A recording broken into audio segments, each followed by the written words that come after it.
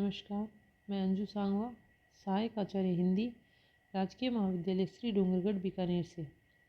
Shri Dungargarh college द्वारा चलाई जा रही ऑनलाइन क्लासेज में आप सभी का स्वागत है। आज के वीडियो में हम रस विचार के अंतर्गत रस के अवयवों की बात करेंगे। रस के 4 प्रमुख अवयव हैं: स्थायी भाव, विभाव, अनुभाव और संचारी भाव। स्थायी भाव को छोड़कर विभाव, अनुभाव और संचारी भाव जो भी रस के अवयव हैं, इनकी बात हम अपने पिछले वीडियो में कर चुके हैं। स्थायी भावों के बारे में हम आज की वीडियो में बात करेंगे। उससे पहले हम इन 3 अवयवों का थोड़ा सा फिर से दोहरान कर लेते हैं ताकि स्थायी भावों को पढ़ना हमारे लिए आसान हो जाए। विभाव का अर्थ होता है कारण। विभाव के 2 भेद हैं: आलंबन विभाव और उद्दीपन विभाव। आलंबन विभाव को फिर से 2 भागों में बांट दिया गया है। एक तो स्वयं आलंबन है और दूसरा है आश्रय। आलंबन कहते हैं जिससे रस प्रकट होता है और आश्रय कहते हैं जिसमें रस प्रकट होता है। और उद्दीपन है आलंबन की चेष्टाएं। आलंबन यानी जिससे रस प्रकट होता है और उस आलंबन की जो चेष्टाएं हैं, जो हाव भाव है, वो उद्दीपन विभाव कहलाते हैं। और साथ ही आसपास का वातावरण, देश काल, प्रकृति भी उद्दीपन विभाव के अंतर्गत ही आते हैं। अगला है अनुभाव। जिस प्रकार से आलंबन के हाव भाव या चेष्टाएं उद्दीपन विभाव कहलाती है, उसी प्रकार आश्रय यानी कि जिसमें रस प्रकट हो रहा है, आश्रय की जो चेष्टाएं हैं वो रस के अंतर्गत अनुभाव कहलाती हैं। और ये जो आश्रय की चेष्टाएं हैं, ये 4 प्रकार की होती हैं, अर्थात अनुभाव के 4 भेद हैं: कायिक अनुभाव, वाचिक अनुभाव, आहार्य अनुभाव और सात्विक अनुभाव। कायिक अनुभाव तो होता है सायास यानी स्वयं प्रयास करके अंगों का संचालन करते हुए हाव भाव प्रकट करना। वाचिक अर्थात अपनी वाणी के माध्यम से अपने हाव भाव प्रकट करना। आहार्य वेशभूषा से प्रकट होने वाले हाव भाव। और अंत में है सात्विक। इसके अंतर्गत स्वतः उद्भूत होने वाले भावों को लिया जाता है, जिनके लिए किसी प्रकार का प्रयास नहीं करना पड़ता, वे अपने आप ही प्रकट हो जाते हैं। ये 8 प्रकार के हैं। इसकी हमने विस्तार से चर्चा की थी। आज हम सिर्फ इनके नाम का दोहरान कर लेते हैं कि जो सात्विक अनुभाव है वो 8 प्रकार के हैं। वो हैं स्तंभ, स्वेद, रोमांच, स्वरभंग, वेपथु, वैवर्ण्य, अश्रु और प्रलय। इस प्रकार से सात्विक अनुभवों की कुल संख्या 8 है। अनुभाव अर्थात आश्रय की चेष्टाएं। अनुभाव के 4 भेद हैं: कायिक, वाचिक, आहार्य और सात्विक। सात्विक के आगे चलकर फिर से 8 भेद हैं। अगला रस का प्रमुख अवयव था संचारी भाव, जिन्हें कि व्यभिचारी भाव के नाम से भी जाना जाता है। परीक्षा में संचारी या व्यभिचारी दोनों में से कोई भी नाम दिया जाए तो हमें जरा भी भ्रमित नहीं होना है। संचारी भावों को ही व्यभिचारी भाव कहते हैं। और रस के अंतर्गत संचारी भावों की कुल संख्या 33 मानी गई है, जिनका विस्तार से अध्ययन हमने अपने पिछले वीडियो में किया है।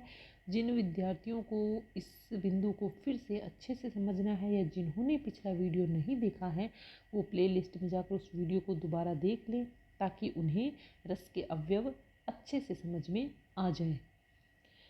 संचारी भावों की संख्या 33 होती है और यहाँ पर हम सिर्फ संचारी भावों के नाम ही देखेंगे, क्योंकि उनके उदाहरणों की बात हम पहले कर चुके हैं। मैं 33 संचारी भावों का नाम ही बोल रही हूँ: हर्ष, गर्व, उत्सुकता, चपलता, मद, उन्माद, व्रीड़ा, अवहितता, स्वप्न, निद्रा, विबोध, श्रम, आलस्य, व्याधि, अपसमार, ग्लानि, जड़ता, मोह, मरण, दैन्य, निर्वेद, शंका, त्रास, आवेग, विषाद, चिंता, स्मृति, वितर्क, धृति, मति, अमर्ष, असूया और उग्रता। ये कुल 33 संचारी भाव हैं। जो संचारी भाव होते हैं वे स्थायी भावों को पुष्ट करने के लिए थोड़ी सी देर के लिए मन में आते हैं और रस को पुष्ट करके फिर से गायब हो जाते हैं। और जो संचारी भाव है एक साथ कई संख्या में हमारे मन में एक ही समय में आ सकते हैं, अर्थात ऐसा भी संभव है कि एक समय में हमारे मन में 3, 4 या 5 संचारी भाव एक साथ आ जाए। आज हम बात करेंगे रस के प्रमुख अवयव स्थायी भाव की। स्थायी भाव कहते किसे हैं? जो भाव हृदय में सदैव स्थायी रूप से विद्यमान रहते हैं किंतु अनुकूल कारण पाकर उद्बुद्ध होते हैं, उन्हें स्थायी भाव कहा जाता है।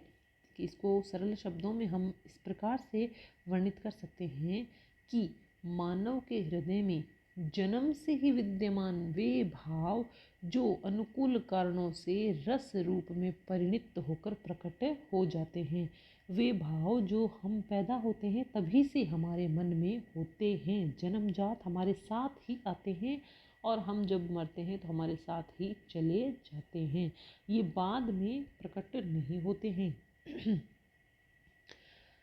स्थायी भावों की संख्या 9 मानी गई है।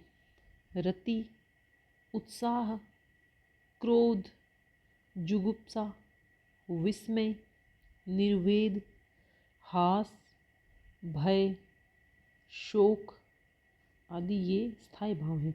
और ये जो भाव हैं ये सदैव ही हमारे हृदय में विद्यमान रहते हैं। प्रत्येक स्थायी भाव से संबंधित एक रस होता है, इसका विवरण यहाँ पर हम कर रहे हैं। अर्थात स्थायी भाव हैं जिनकी संख्या 9 मानी गई है, और तो हिंदी साहित्य में रसों की संख्या भी 9 मानी जाती है। अब कौन से स्थायी भाव से कौन सा रस संबंधित है इसका हम आगे विवरण देख लेते हैं। देखिए, एक तरफ दिए हैं रसों के नाम और दूसरी तरफ दिए हैं उनसे संबंधित स्थायी भाव के नाम। एक बार हम पहले इनको पढ़ लें। श्रृंगार नामक रस होता है और उसके अंतर्गत होता है रति भाव।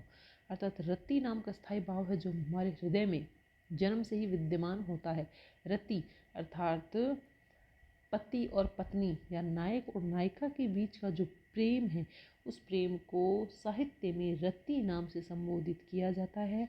और जो रति भाव है वो भाव जब पैदा होता है, प्रकट होता है, तो उस समय श्रृंगार रस की परिणति होती है। अगला है वीर रस, और वीर का स्थायी भाव है उत्साह। रौद्र रस, इसका स्थायी भाव है क्रोध। विभत्स रस, इसका स्थायी भाव है जुगुप्सा या जिसे हम घृणा भी कह सकते हैं। अद्भुत रस का स्थायी भाव है विस्मय। शांत रस का स्थायी भाव है निर्वेद। हास्य रस का स्थायी भाव है हास। भयानक रस का स्थायी भाव है भय।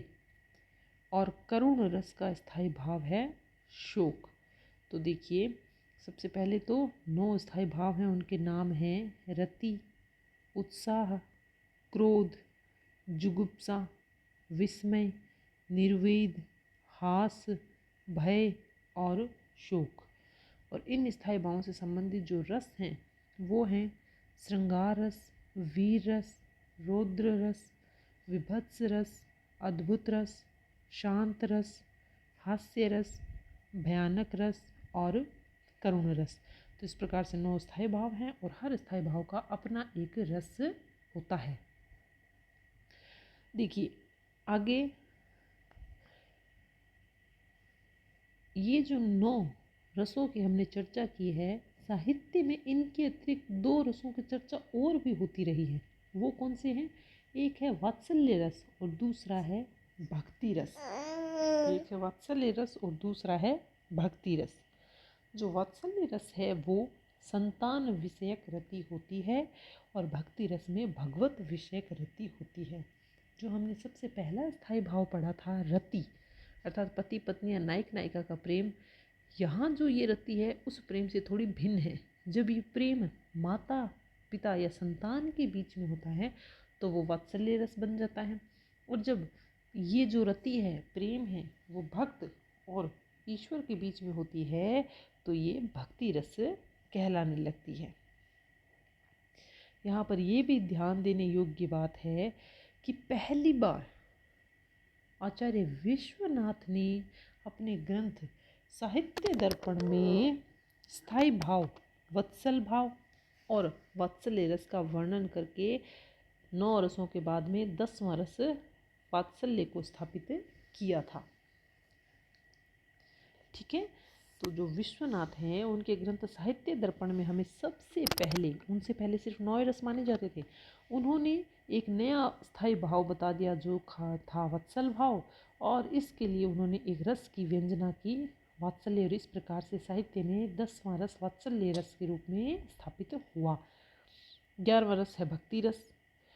रूप गोस्वामी जो कि चैतन्य महाप्रभु के शिष्य थे, उन्होंने अपने ग्रंथ उज्ज्वल नील चिंतामणि में चैतन्य महाप्रभु के संदर्भ में भक्ति रस की चर्चा की, और इस रस के लिए उन्होंने भगवत प्रेम को स्थायी भाव बना दिया। तो इस प्रकार से रूप गोस्वामी ने सबसे पहले अपने ग्रंथ उज्ज्वल नील चिंतामणि के अंतर्गत भक्ति रस की बात की थी, और इस भक्ति रस का स्थायी भाव माना गया था भगवत विषयक प्रेम या रति को। तो इस प्रकार से कुल 11 रस हो गए और उनके 11 ही भाव स्थायी भाव भी हो गए हैं।